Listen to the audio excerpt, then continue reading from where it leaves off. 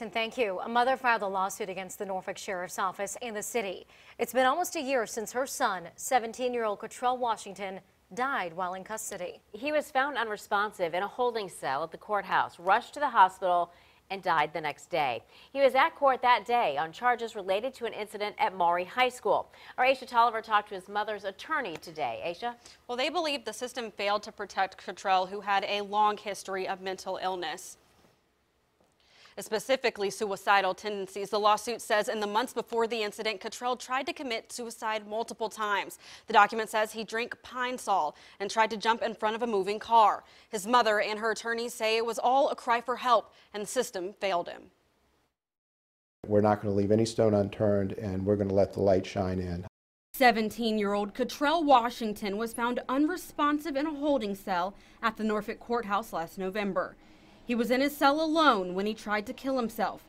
He died at the hospital the next day. I think that he was a troubled youth, that there were a lot of warning signs. His mother, Lisa Washington, believes if the proper procedures were followed, he'd still be alive today.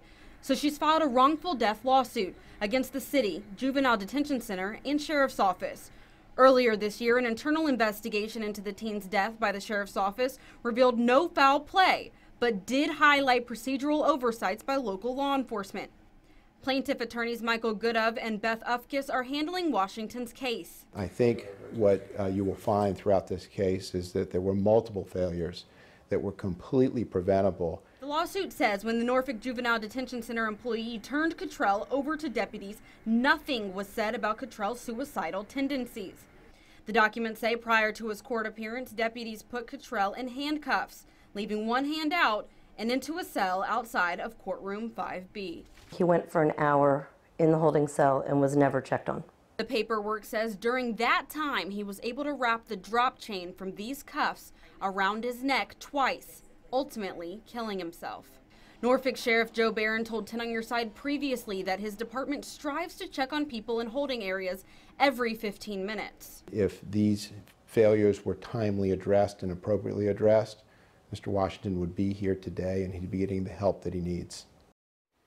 Now, the suit also alleges that the deputies assigned to check on Cottrell went back and changed logbooks. City officials say they have not yet been served and will not provide a statement on pending litigation. I have not heard back yet from Sheriff's Office officials.